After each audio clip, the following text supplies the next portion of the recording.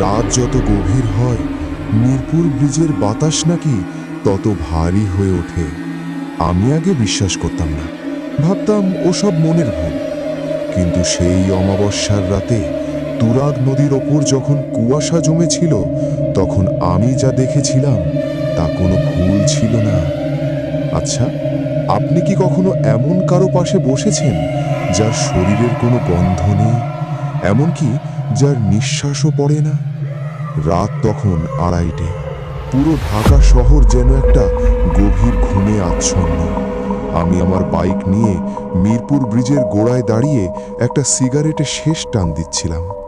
সারাদিনের ride sharing শেষে শরীরটা বড্ড ক্লান্ত।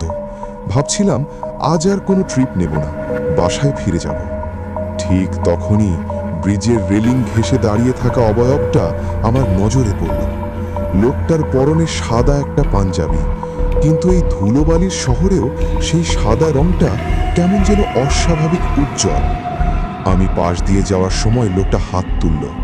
গলার স্বরটা খুব নিচু, কিন্তু কেমন যেন মায়াবী, যেন অনেক দূর থেকে ভেসে আসছে। বাবা, একটু সামনে যাবে? আমি বাইক থামালাম। লোকটার মুখটা কুয়াশায় অস্পষ্ট। কোনো এক অজানা মায়ায় আমি না বলতে পারলাম না। লোকটা বাইকের পেছনে বসল।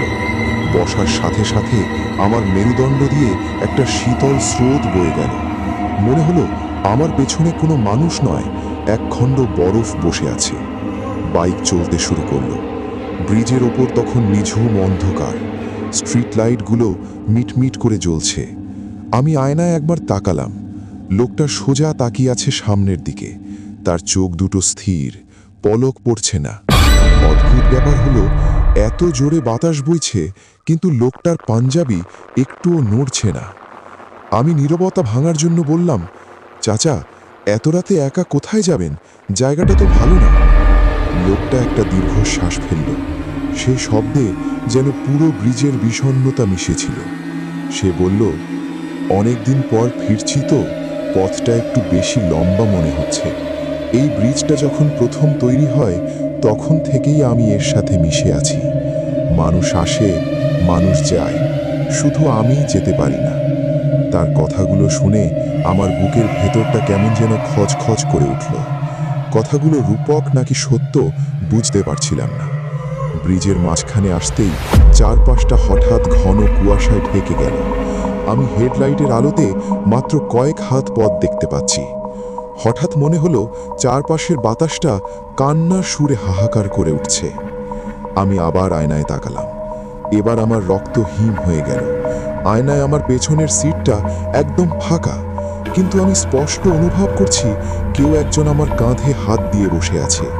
সেই হাতের স্পর্শে আমার কাঁধটা অসাড় হয়ে আসছে। চাচা, আপনি আছেন? আমার গলা কাঁপছে। পেছন থেকে সেই শান্ত মায়াবী কণ্ঠ ভেসে এলো, ভয় পেও না বাবা, আমি তো তোমার সাথেই আছি। এই তো গন্তব্য চলে এসেছে। ওই যে সামনে যেখানে ল্যাম্পপোস্টটা ভাঙা, ওখানে আমাকে নামিয়ে দিও। আমি ব্রেক ধরলাম। হাত পা থরথর করে কাঁপছে।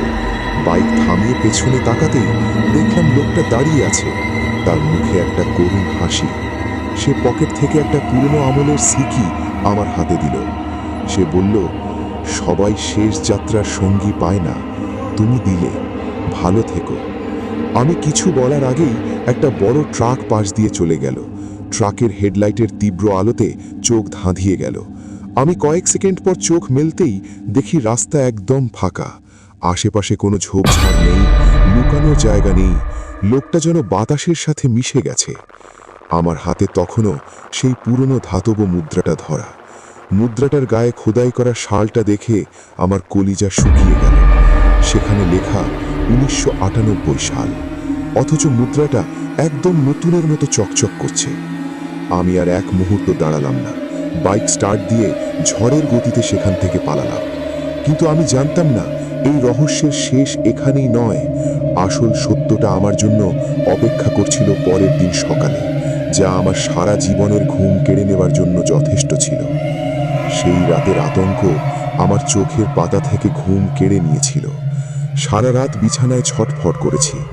আর হাতের মুঠায় থাকা সেই 1998 সালের পুরনো মুদ্রাটা আমাকে বারবার মনে করিয়ে দিচ্ছিল যে যা ঘটেছে তা কোনো স্বপ্ন ছিল না।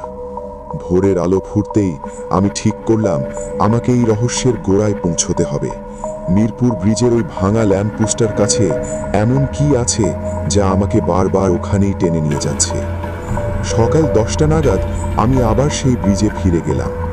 দিনের আলোতে জায়গাটা খুব সাধারণ মনে হলেও ব্রিজের নিচে বয়ে চলা তুরাগ নদীর পানিগুলো আজ কেমন যেন কালচে দেখা যাচ্ছিল। আমি বাইক থামিয়ে ব্রিজের নিচে ছোট একটা চায়ের দোকানের সামনে দাঁড়ালাম।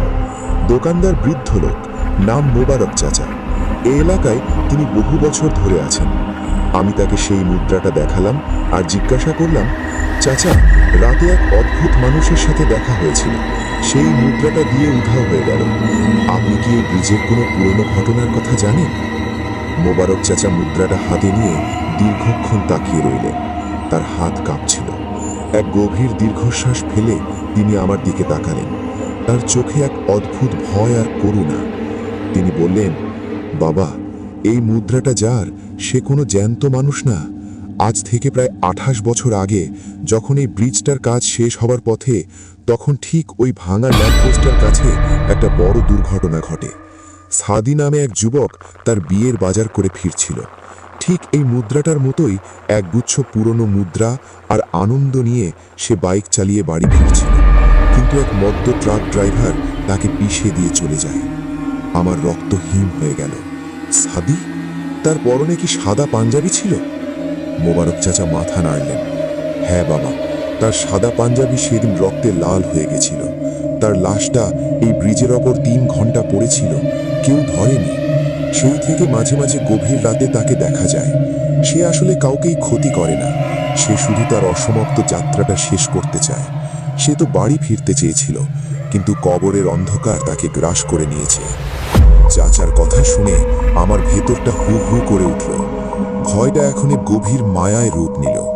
আমি আবার সেই ল্যাম্পপোস্টের কাছে গেলাম। দিনের আলোতেও যেন সেখানে একটা শীতল নীরবতা বিরাজ করছে। আমি রেলিংয়ের উপর হাত রাখলাম। মনে হলো তুরাগ নদীর ঢেউগুলো যেন সাদির আর্তনাদ বয়ে বেড়াচ্ছে।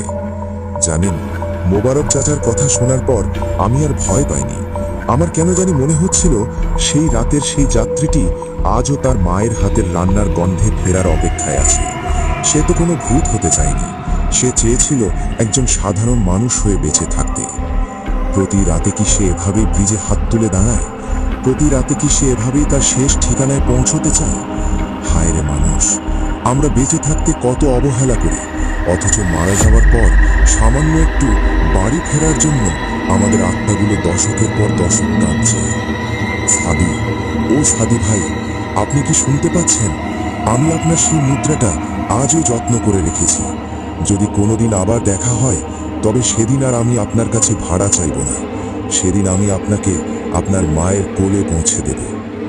রাত হলে যখন আপনারা মিরপুর ব্রিজ দিয়ে যাবেন, তখন যদি দেখেন সাদা পাঞ্জাবি পরা কেউ একা দাঁড়িয়ে আছে, ভয় পাবেন না। পারলে একটু সঙ্গ দিয়েন, কারণ পৃথিবীর সবচেয়ে ভয়ঙ্কর একাকিত্ব হলো বাড়ি ফিরতে না পারার একাকিত্ব। আর এই বিষণ্ণ ব্রিজের ওপর সাদি ভাইয়ের মতো কত আত্মা যে আজও ডুকরে কাঁদছে, তা কি আমরা কোনোদিন বুঝতে পারবো? ভালো থেকো সাদি ভাই, ওপারে ভালো থেকো।